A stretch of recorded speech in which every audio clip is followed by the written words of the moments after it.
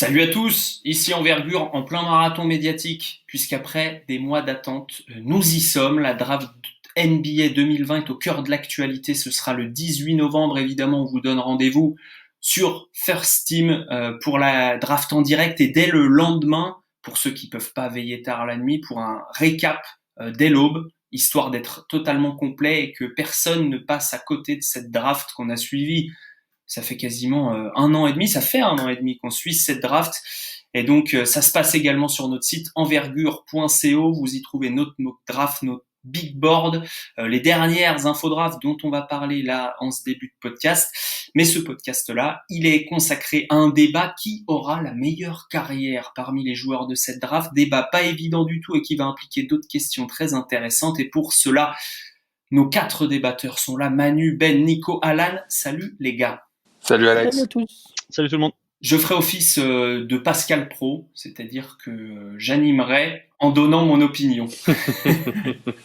Envergure saison 3, épisode 40 apparemment, ça passe.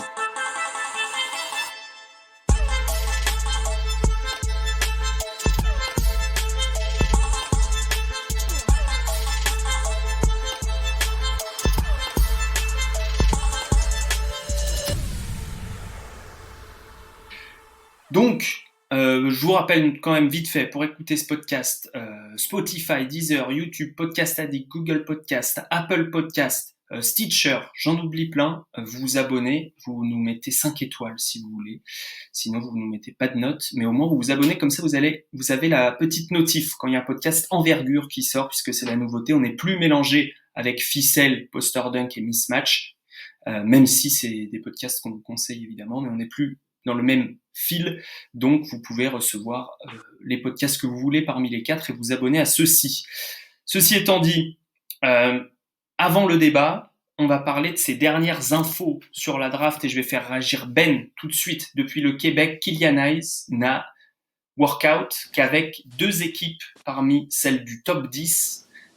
Alors, il y en a certaines qui n'ont pas voulu le workout, il y en a d'autres, c'est lui qui a refusé d'y aller. Ben, est-ce que tu trouves ça risqué? Oui, je trouve ça risqué, surtout que le range de Killian Hayes va vraiment genre de 1 à 12 peut-être. Il pourrait sortir n'importe où. Peut-être pas un. Oui, je pense que dans cette draft ici, surtout avec les retours qu'on a sur Anthony Edwards et LaMelo Ball, il pourrait sortir un.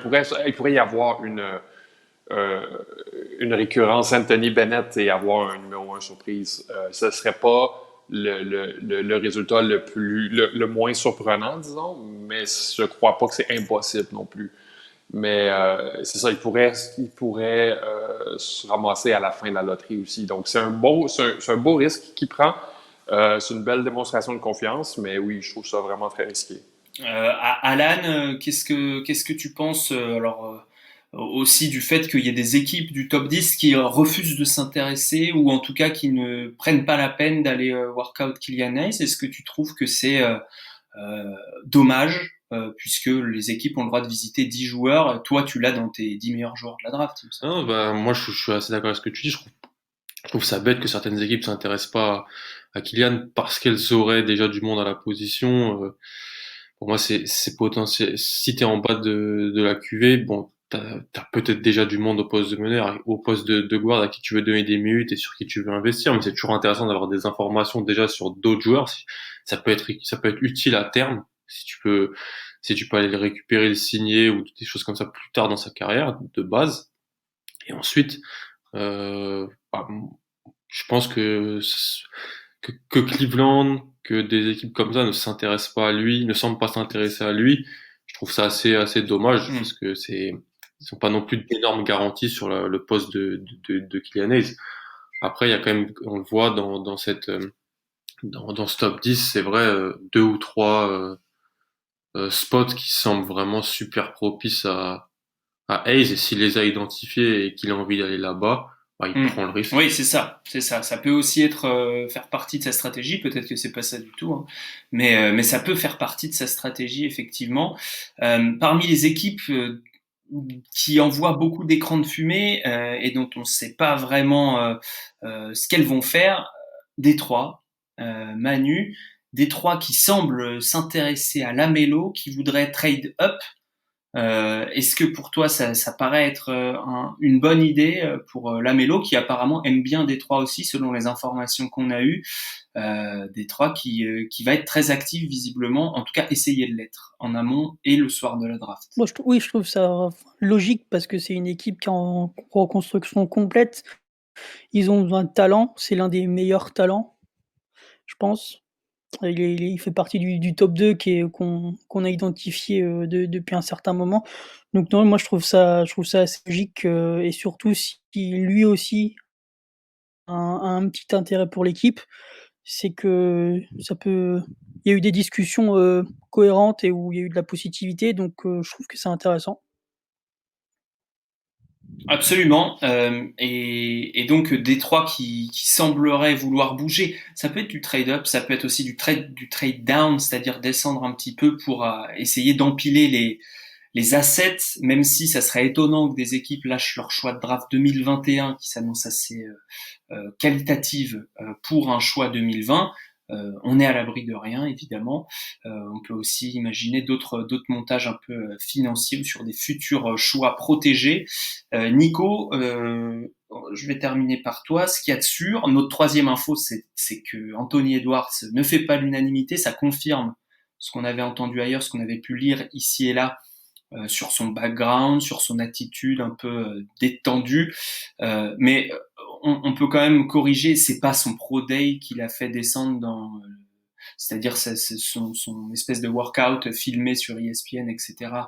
C'est pas ça, même s'il n'y a pas brillé, qui l'a fait descendre parmi les scouts aujourd'hui. On est bien d'accord. Non, c'est le travail de fond qui a été fait toute l'année par les différents scouts NBA qui ont permis de collecter des infos sur qui il est en dehors du cours, ce qu'il fait de son temps libre.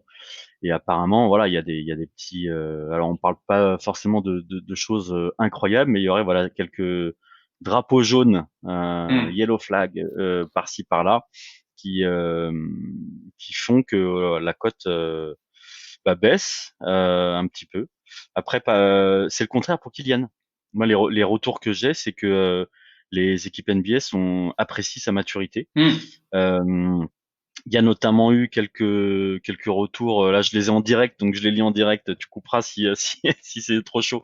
Mais Nicolo Magnon apparemment est aussi catastrophique en interview avec les différentes équipes. Donc Ouais. là-dessus, voilà, sur la maturité de Kylian, c'est des points positifs. C'est ce que disait John Hollinger de The Athletic aussi à propos de Nicolo Magnon dans son article paru hier. Visiblement qui ne se débrouille pas très bien en interview, ce qui est assez étonnant, lui, fils de joueur, formaté pour être plus haut niveau. Peut-être qu'il a des attentes un peu trop élevées aussi sur le rôle qu'il peut avoir, j'en sais rien. Toujours est-il qu'on y voit très flou, et donc pour y voir encore plus flou, on a décidé de faire un débat, et c'est un débat très intéressant, messieurs, auquel on va se coller maintenant. Qui aura la meilleure carrière. Donc c'est pas qui va être drafté numéro 1, c'est pas qui est le meilleur intrinsèquement, même si ça peut faire partie de la réponse, c'est qui parmi cette cuvée-là aura la meilleure carrière. Alors là vraiment on joue au Madame Irma, vous pourrez nous ressortir ça dans 4-5 ans en vous moquant et on trouvera ça beau jeu.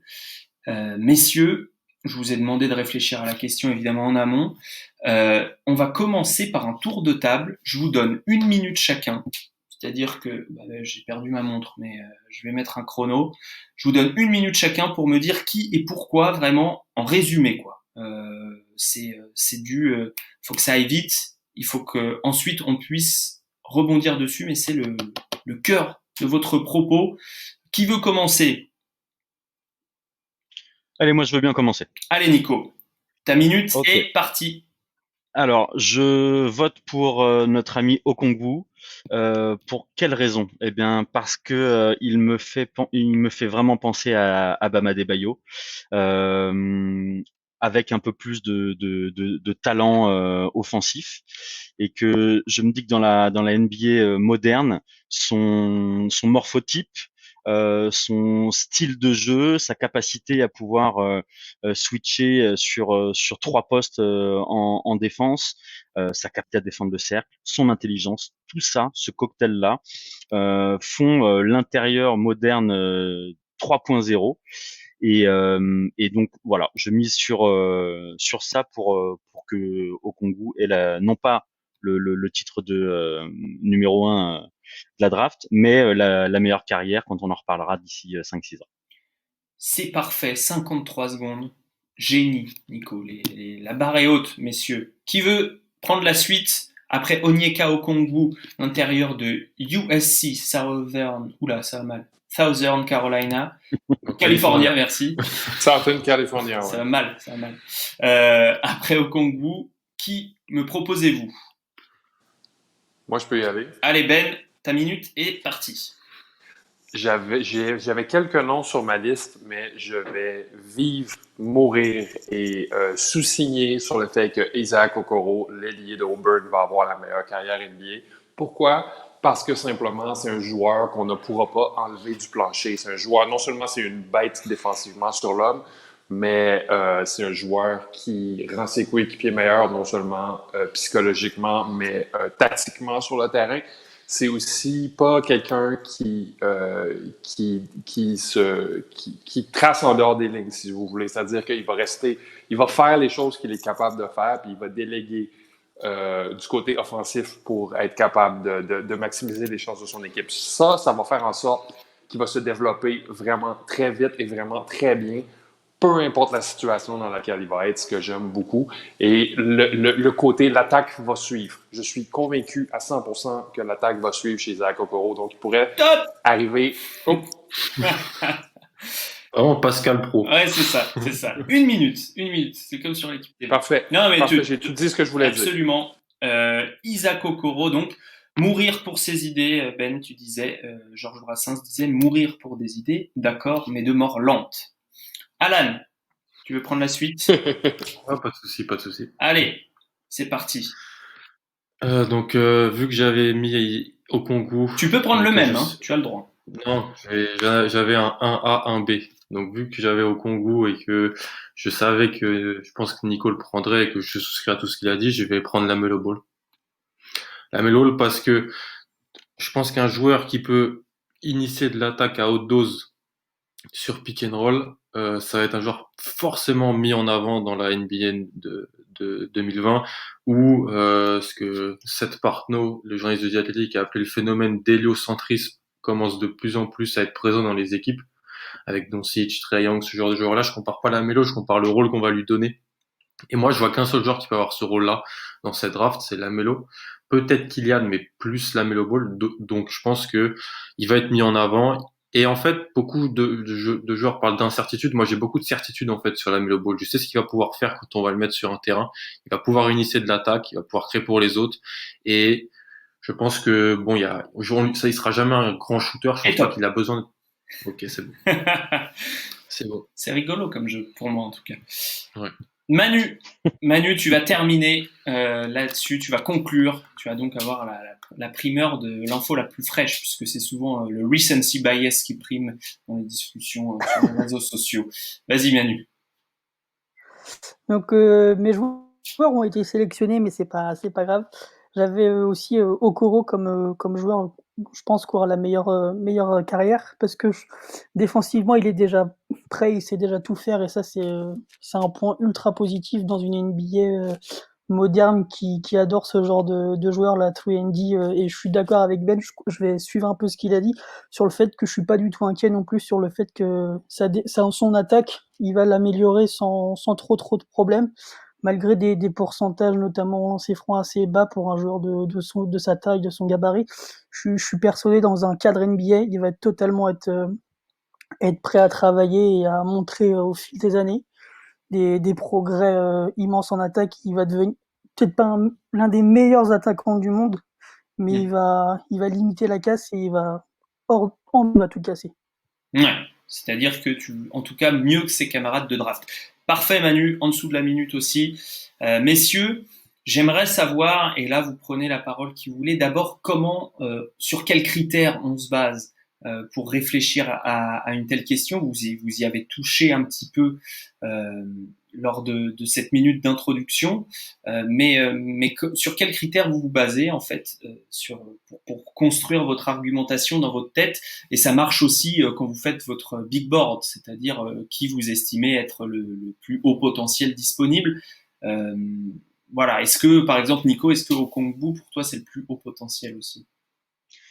Ça c'est vraiment une question difficile. Non, je pense pas que ce soit le plus haut potentiel dans le sens où, pour moi, le plus haut potentiel, c'est Williams. Parce que quand je le vois, je me dis que c'est celui qui sait le moins faire de choses. Et pourtant, malgré ça, Patrick c'est Williams. déjà, oui, c'est déjà un top 10. Donc du coup, je pense que c'est lui qui a la plus grosse marge de progression. Moi, j'ai établi 5 critères. Alors voilà, je suis un peu prof sur les bords, désolé, mais J'adore. euh, T'as ton petit carnet de notes? exactement, C'est j'ai mon bon, ça. cahier ouvert avec les critères. Donc le 1, talent. Ouais. Le 2, éthique de travail. Ouais. Le 3, le fit. Ouais. 4, marge de progression / âge. Parce qu'on a, par exemple, Obi Toppin qui est un 98 et on a Edwards et Hayes et compagnie qui sont des 2001. Et enfin, le 5e, la chance. Quand le meilleur exemple pour moi, c'est Tony Parker. Ok, du talent, de l'éthique de travail. Le fit avec les Spurs était bon. Il y a de la marge de progression. Mais si Avery Johnson, il foire pas son début de saison, bah, peut-être que Tony Parker il fait pas la saison qu'il a fait. Donc du coup, ce facteur chance, ça peut être des blessures, ça peut être un mec avec qui on s'entend pas, qui va être tradé, ça peut être un assistant coach qui tombe en amour, comme dirait Ben, avec toi et te fait bosser plus que les autres. Voilà, je pense que c'est un facteur minime, mais c'est un facteur qui compte.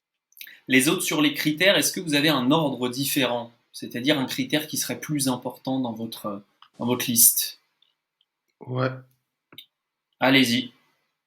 le fit, Le fit, toi, plus bas. toi l'apôtre du talent, tu le mets plus bas. Ouais, je le mets un peu plus bas. Je pense, je le mets un peu plus bas, surtout dans le top 5, top 10. Parce que, alors c'est hyper important, bien sûr, c'est clé, bien sûr, il faut tomber dans le bon endroit au bon moment, mais je crois pas que ça influe ce que je vois dans un prospect pour, ah, il aura la meilleure carrière. Moi, c'est Bah, genre, vas-y, je t'en prie. excuse-moi, va en parler à RJ Barrett. Ouais, mais RJ Barrett, il a fait une année. Ouais, Si jamais, je pense pas que ça aurait été, alors oui, ça aurait été sûrement mieux dans d'autres franchises du top 10, mais Hey! la situation est pas horrible, franchement. C'est pas, moi, j'essaie juste, je rajouterais un 6e critère, je crois que je suis d'accord avec tous les critères de Nico, la différence entre plancher et plafond. Moi, je pense que des joueurs à haut plancher et en même temps haut plafond, c'est ça qui m'intéresse. Et c'est pour ça que j'ai choisi la mélo. Très bien. Ben, à part râler sur Ben, le fait que les Knicks soient pas une bonne situation. non, ils sont clairement pas une bonne situation pour l'instant, mais ils ont viré tout le monde qui avait créé cette situation-là. Donc, je me propose d'espérer pour le futur. Quand Nico il a parlé du talent, moi, j'irais plus profondément que ça encore. C'est est-ce que tes talents sont nécessaires à des équipes? C'est pour ça que j'ai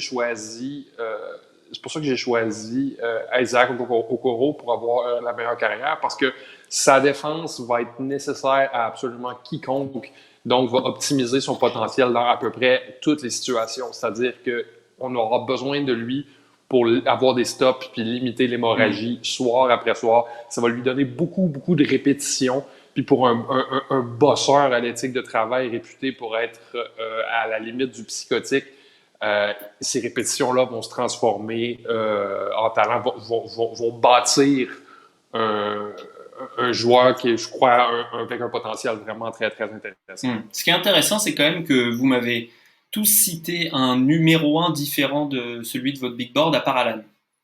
Manu, quels sont du coup les autres critères, puisque toi, je sais pas comment tu construis ton big board, mais j'imagine que c'est sur plus haut potentiel disponible, en tout cas meilleur joueur disponible. Ouais, sur les big boards, je vise le potentiel.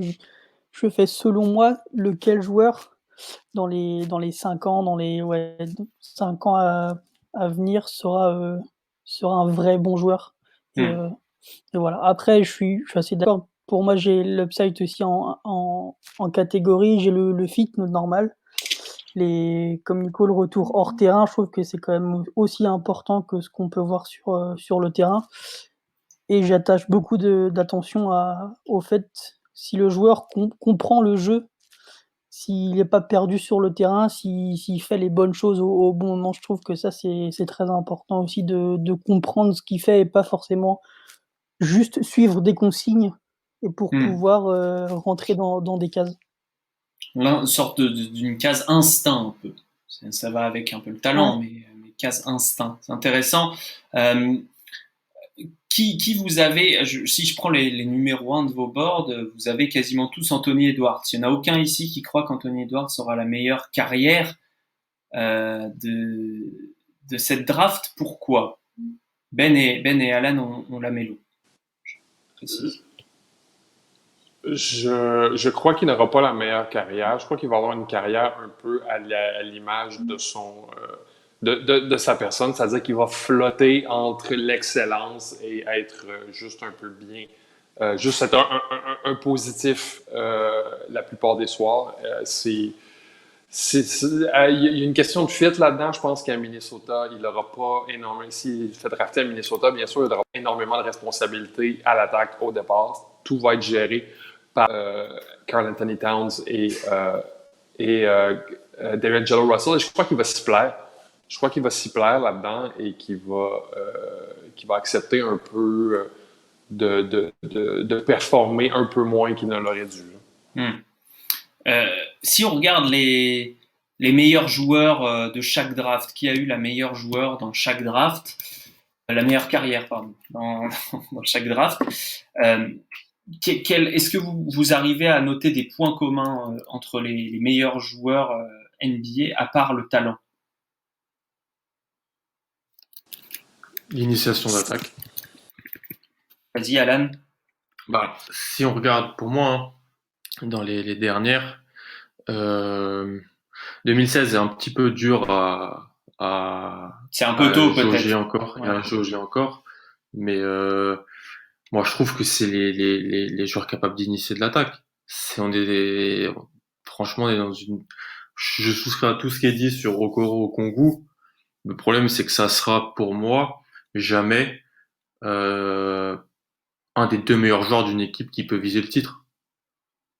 Tout simplement. C'est des super troisième joueurs d'équipes qui peuvent viser le titre, mais pas des premières ou des deuxièmes options dans des systèmes NBA qui sont de plus en plus basés sur l'attaque, sur du jeu de pick and roll, sur du tir en sortie de dribble. C'est pour ça que moi, j'ai choisi plutôt ces joueurs-là. Tatum en 2017, Luka sur 2018 et même Trae Young.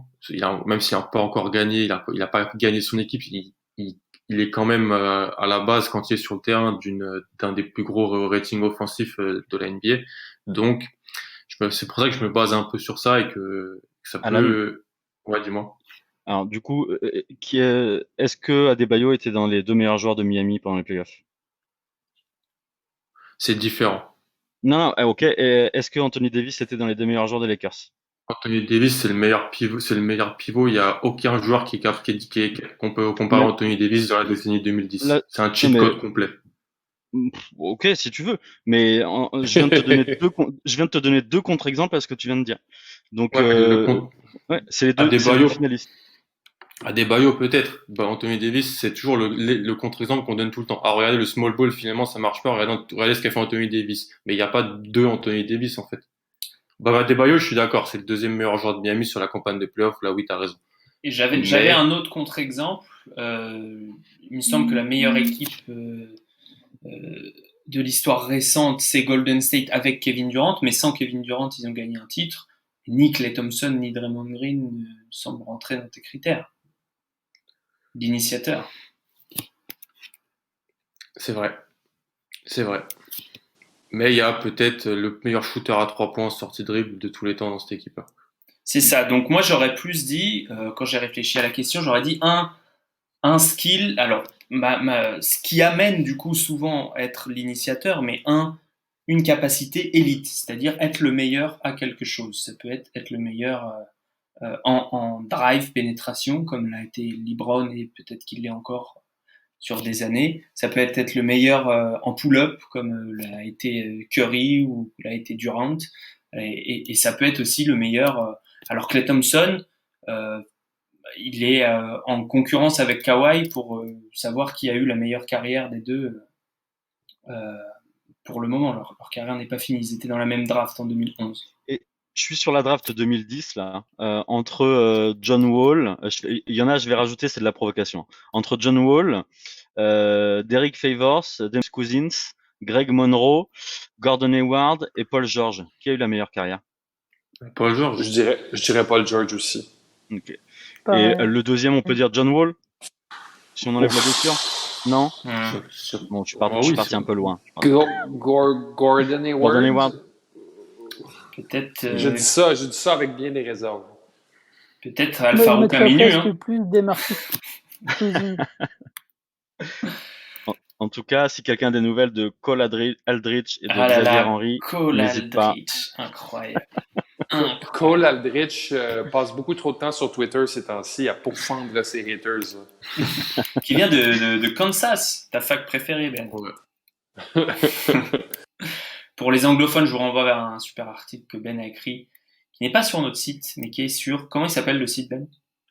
The Strickland, The c'est un site, le site le plus intello nerd sur les Knicks. Très bien. Partout sur Internet. Bon, messieurs, dans le débat qui aura la meilleure carrière, on est obligé de parler, du coup, des situations qui pourraient faire qu'un tel ou un tel aura une meilleure carrière. Ça, c'est intéressant aussi. Manu, pour Okoro, que tu as choisi, quelle serait la situation idéale pour commencer sa carrière, même si ça arrive que plus tard dans les critères, ça reste un des critères. Parmi les équipes du top 10 ou n'importe quelle équipe? Tu peux faire top 12 parce que je l'ai vu en 11-12 dans certains mocks. 12. Je pense qu'il passera pas 11, visiblement chez les Spurs, mais tu peux aller jusqu'à 11-12 quoi. Je dirais soit les Spurs, soit Golden State. Mhm. Ce sont des équipes ultra cadrées hors du terrain, qui ont des staffs peut-être parmi les meilleurs de la ligue actuellement et par le passé. Et ça va être des équipes qui vont pas avoir peur de donner des responsabilités, mais aussi de leur dire hop, tu vas faire 5 matchs sur le banc ou 2 matchs en J-League, et puis on va t'apprendre un peu ce qu'on nous on veut que tu fasses et où on veut que tu t'améliores le plus. Et tu vas voir, et je pense que c'est grâce à des équipes comme ça, des organisations comme ça, qu'on apprend le plus et le plus vite. Nico, qu'est-ce que tu voulais dire quand tu disais le fit en 3 ou 4e critère, je sais plus. C'est oh là là, Ben va me détester, mais je prends l'exemple de Kylian Hayes.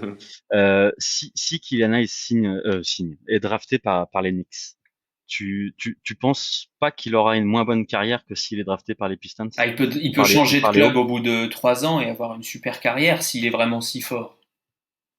C'est ce que voulait dire Alan, en gros. Ouais, mais moi je pense que là, on est sur une draft, donc une génération où, pour moi, et peut-être, je pense que Alan a raison sur la Melo Ball, et peut-être que si on enlève la Melo Ball, je vois pas d'autres joueurs capables de porter une franchise. Et en gros, dans cette situation-là, si t'es pas suffisamment fort pour devenir de franchise player ou un joueur très important rapidement, ta capacité à ne pas avoir le deuxième contrat que tu veux, à ne pas avoir la position que tu veux, elle est quand même beaucoup plus forte. Et donc, ok, s'ils sont bons, ils vont faire une carrière NBA. Mais s'ils arrivent, prenons l'exemple de Tilikina. S'il est pas au Knicks, moi je pense que aujourd'hui on en parlerait différemment. On en parlerait comme un joueur qui peut exister et faire une vraie carrière en NBA. Aujourd'hui, peut-être que l'année prochaine, il sera de retour à Strasbourg. Ouais. Donc du coup, c'est là où pour moi le fit, et je sais pas s'il y a des fans de Community, la série, parmi vous là, mais ça me fait penser à un épisode où il y a un des acteurs qui s'appelle Abed, qui en gros lance le dé, et à chaque fois que le dé tombe, selon le chiffre, il y a une réalité, virtuelle alternative, pardon, qui se met en place. Et pour moi, en fait, quand je vois Wiseman aux Wolves, ou Wiseman aux Warriors, ou Wiseman aux Hornets, ou Wiseman aux Bulls, je me dis c'est 4 carrières différentes qui s'ouvrent à lui. Et donc peut-être que et là, vous avez raison si vous n'êtes pas d'accord avec moi, mais moi je vois le truc comme ça. Et donc du coup à chaque fois quand je vois Hayes et qu'on me dit il peut être entre 3 et 10 ou 3 et 15, je me dis il a autant de scénarios possibles pour sa carrière. Ben, toi, Oui, Okoro, où est-ce qu'il oui. développe le mieux son potentiel et pourquoi tu penses à cet endroit-là en particulier? Ben, je crois qu'il serait absolument monstrueux à Phoenix. Je crois que sur un périmètre avec Michael Bridges, il serait absolument une espèce de Godzilla. C'est simple parce que l'attaque est vraiment entre les mains de Devin Booker et DeAndre Ayton. Un peu dans les mains de Michael Bridges aussi. Il aurait tout le temps et l'amour nécessaire pour se développer. Il serait apprécié, il aurait des minutes pour qui il est vraiment à cet instant. Je crois aussi, là je prêche peut-être pour ma paroisse, là, je crois que si j'en parle assez, ça va se passer, que Tom Thibodeau lui donnerait tous les minutes dont il a besoin à New York, mais côté shooting, côté spacing, ça serait peut-être moins qu'idéal. Nico, à quel point c'est important d'avoir des minutes tôt dans sa carrière, puisqu'il y a ça aussi, si tu tombes dans un environnement où tu as des minutes, eh bien tu progresses, peut-être que tu progresses plus qu'en G-League, mine de rien. C'est important dans le sens où on draft les joueurs de plus en plus tôt. Et on peut le voir dans le top 10, il y a énormément de joueurs qui sont nés en 2001. Et du coup, c'est des années où le développement passe par le jeu. Alors, bien évidemment, on peut se développer grâce à l'entraînement, grâce à un staff très talentueux. Mais mine de rien, c'est sur le terrain qu'on va valider toutes les progressions.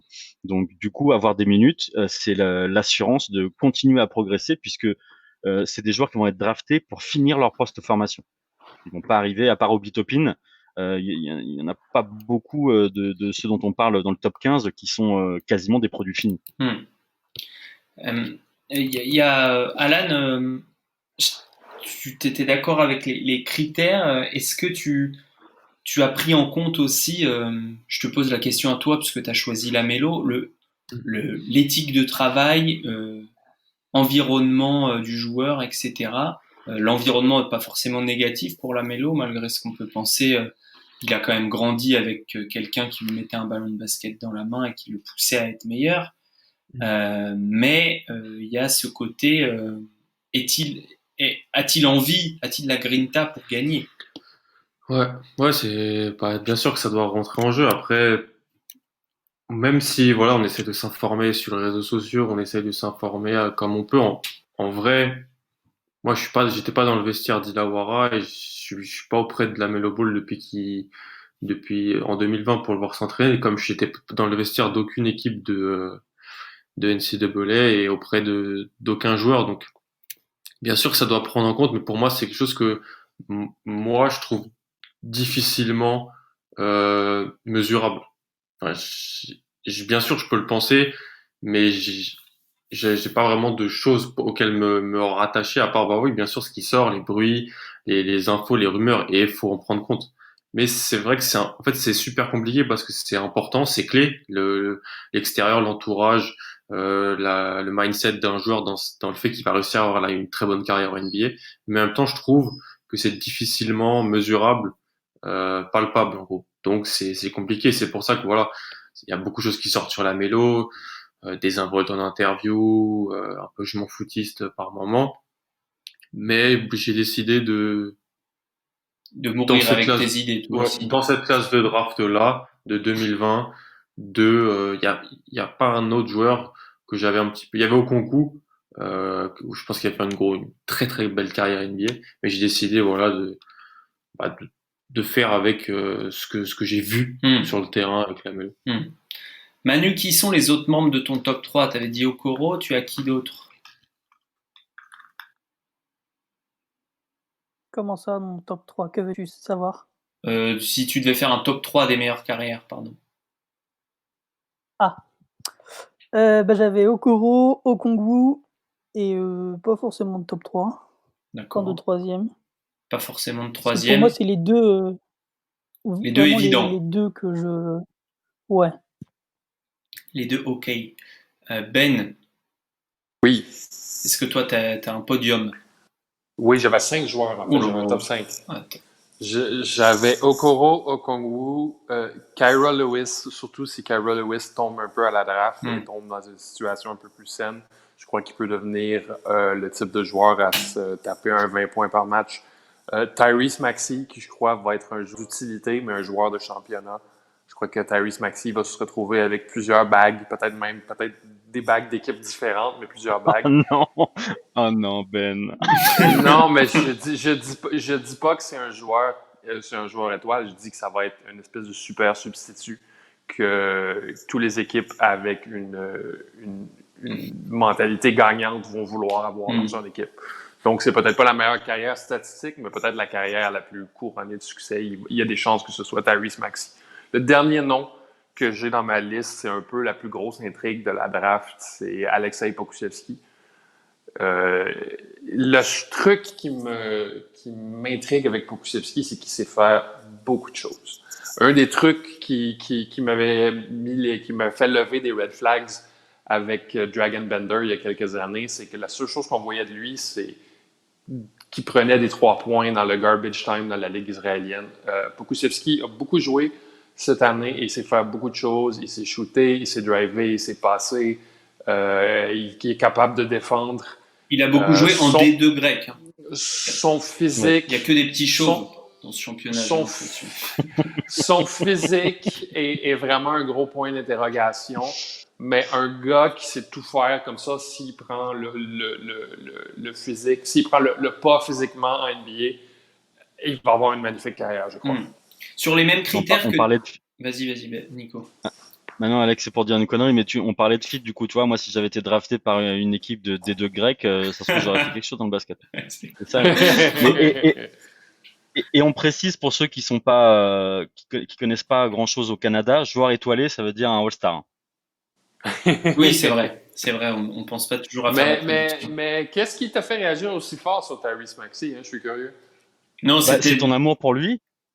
C'est ton amour pour lui qui m'a fait rire parce que moi c'est vrai que je suis pas un énorme fan comme on en a déjà parlé en tous les deux presque en privé, mais voilà, ça m'a fait rire. Moi par exemple, si on doit comparer des joueurs peut-être des role players ou des joueurs de devoir qui je pense vont avoir une belle carrière, je mets Devin Vassell 10 fois avant Tyrese Maxey. Et ça c'est mes goûts, je dis pas voilà, justement, j'allais vous demander ça. On a vu de nombreuses drafts où le meilleur ou le deuxième meilleur joueur, la deuxième meilleure carrière de la draft, finalement, c'est un type qui tombe entre 10 et 20, entre 10 et 30, voire plus loin si on prend Nikola Jokic. Est-ce que vous avez un candidat pour ça? Vassell ne devrait pas tomber entre 10 et 20. Il devrait tomber dans le top 10. Vassell? Parce que moi, c'est le troisième de mon podium. Hein. Et clairement. Et je pense qu'il y a plus de chances qu'il ait une bonne carrière qu'Isaac Okoro. Largement. Je veux pas attaquer mes deux compères, hein, mais si je veux un ailier UND dans cette draft où je pense qu'il aura qu'un haut niveau plancher, c'est Vassell que je veux, c'est pas Okoro. Sur quels critères du coup? Les mêmes critères que tu avais pour le numéro 1.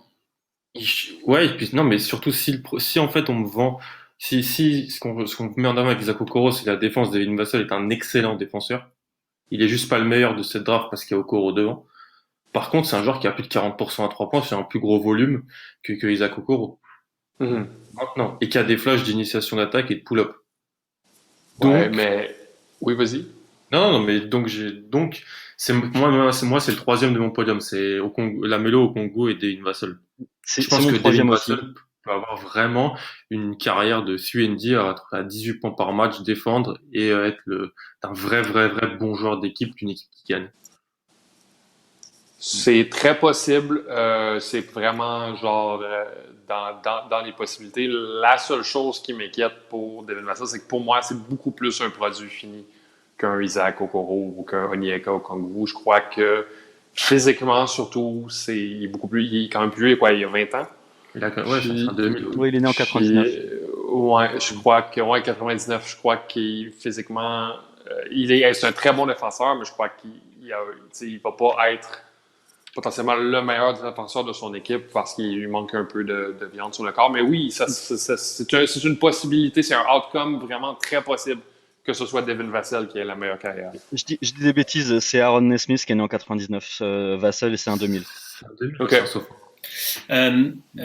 Du coup, Manu, par exemple, si on devait dire hors du top 10, hors de ton top 10, un type dont tu penses qu'il peut avoir une super carrière, j'allais dire à la Giannis, on va pas comparer ton joueur à Giannis, mais, mais voilà, un type finalement qui passe sous les radars et qui a... et sur quels critères tu te bases pour dire ce gars-là, ça peut être la surprise? Moi, mon joueur à la Giannis, c'est Kira Lewis. Je pense que je croyais que tu allais me dire c'est l'un des Jaden plus jeunes. McDaniels. C'est pas McDaniels? Ouais, c'est ça, j'allais dire. Moi aussi, j'attendais Jaden. Tout le monde, le peuple attend Ah ouais? Jaden. Eh non. C'est Kira Lewis, vas-y alors. Vous verrez, vous verrez.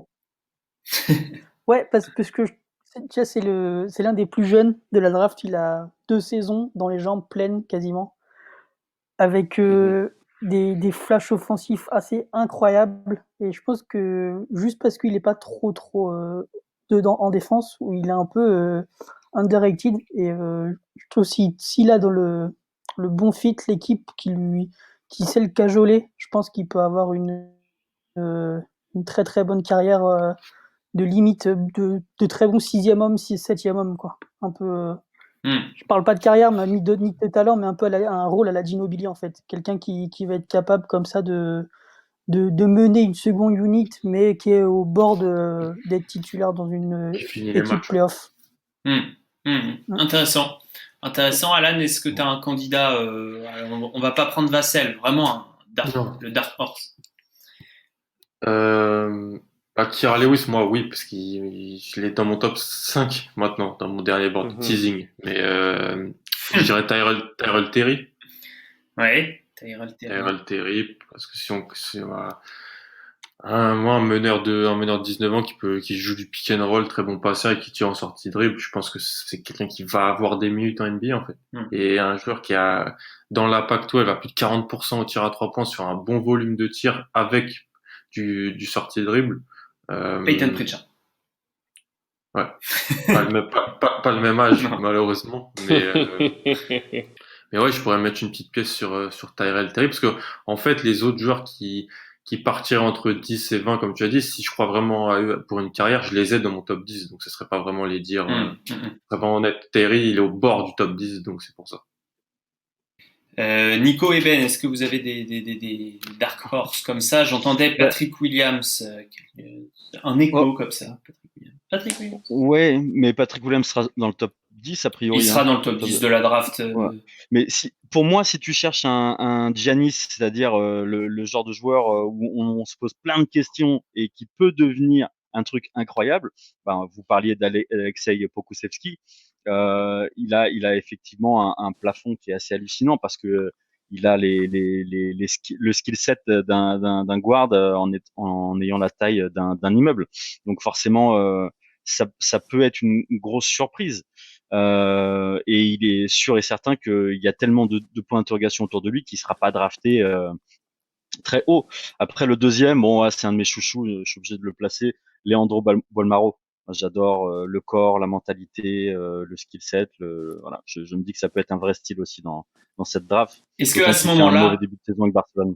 À ce moment-là, peut-être que même les retours que tu as ont un peu plus d'importance, le côté attitude, etc., que le talent quand on descend dans la draft pour chercher la pépite. Tu sais, c'est la fameuse phrase là, le talentueux est battu par le travailleur si le talentueux ne travaille pas dur. Moi, mon boulot au quotidien, c'est justement d'enquêter sur les intel, donc sur les infos loin du terrain entre guillemets, ce qu'ils font, comment ils s'entraînent, avec qui ils sortent, est-ce qu'ils boivent, etc. Et sur Pokusevski, l'histoire, elle est assez incroyable et je pense que si le corps tient bon, de toute façon au plus bas, on aura un white ball, et au plus haut, on aura quelqu'un d'exceptionnel. Et sur Bolmaro, pareil, c'est un Argentin, donc c'est un mec qui a la dalle, qui va défendre comme si sa mère avait été insultée par le joueur adverse, et puis qui a des qualités, quoi. Oui, bien sûr, bien sûr. Mm. Il sent Dans le le jeu. ski, il n'y a pas que ça, quoi. Ouais. Absolument. Ben, qui est ton, Oui. ton candidat pour terminer, le candidat impromptu. Une réponse vraiment très, très banale, mais je le vois avoir un rôle un peu comme le rôle que Manu décrivait pour Kira Lewis, un 6e, 7e homme qui est capable d'un peu tout faire et de mener une seconde unité, et aussi de s'insérer dans un line-up de fin de match.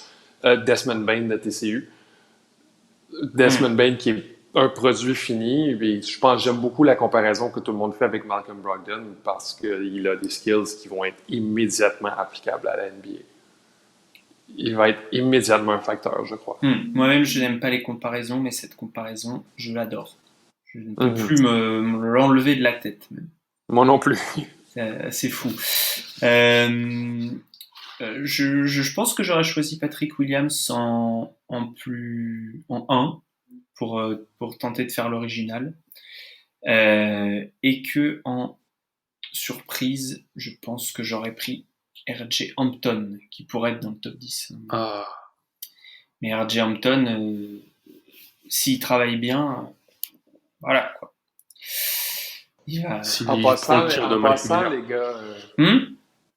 passant, les gars, on parle beaucoup, on rit beaucoup de Pokusevski qui joue en 2e division grecque, mais Giannis joue en 2e division grecque aussi. Hein. C'est pas la même carrure. Hein. Ouais, c'est pour ça que je faisais le lien. Mais voilà. Est-ce que vous avez envie de citer un type qui vous plaît, de rebondir sur une rumeur que vous avez entendue avant qu'on termine cette émission? J'aime beaucoup l'idée, la théorie, l'idée sur papier de Emmanuel Quickley à Miami. Il paraît que Miami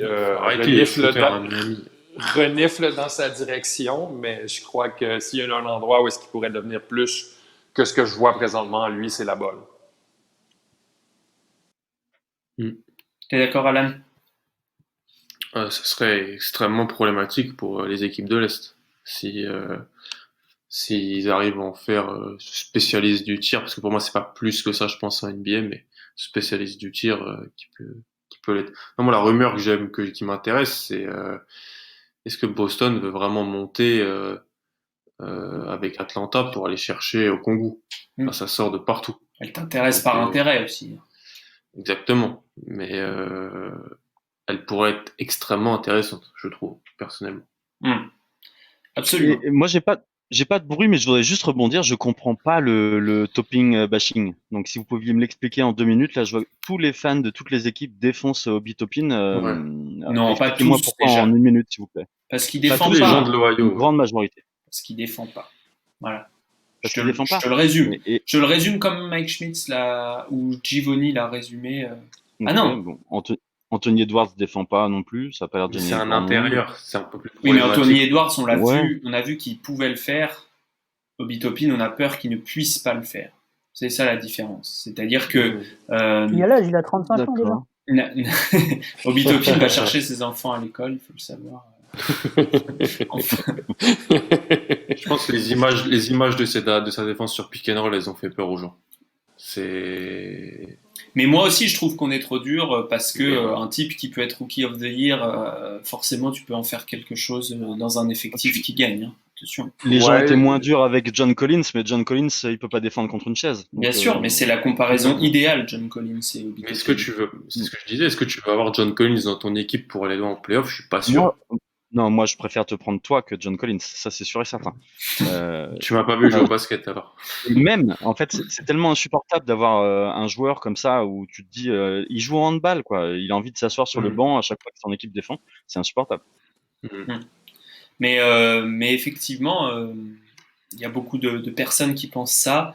Ça a été résumé par Jonathan Givoni chez Zach Lowe, un podcast que je vous conseille quand même d'écouter parce qu'il y a pas mal d'informations et d'avis très éclairés, notamment de Mike Schmitz. Mike Schmitz qui est pas si dur que ça avec Obi Toppin et qui dit attention, un joueur qui sait lire le jeu aussi bien que ça en attaque va forcément faire des lectures intéressantes en défense, ou en tout cas a le cerveau pour faire des rotations correctes défensivement. Donc, Je pense aussi que les gens sont très durs avec lui. Puis comme je l'ai dit souvent dans quelques pics de ma mock draft, l'effet playoff, genre est-ce qu'on peut le jouer en playoff pour certaines équipes, dont les Knicks, on devrait s'en foutre éperdument pour l'instant. On devrait s'en foutre éperdument. Un joueur comme Obi Toppin va aider une équipe comme Cleveland ou New York à se sortir du trou d'abord et avant tout. Puis je crois que ça, c'est important. Absolument.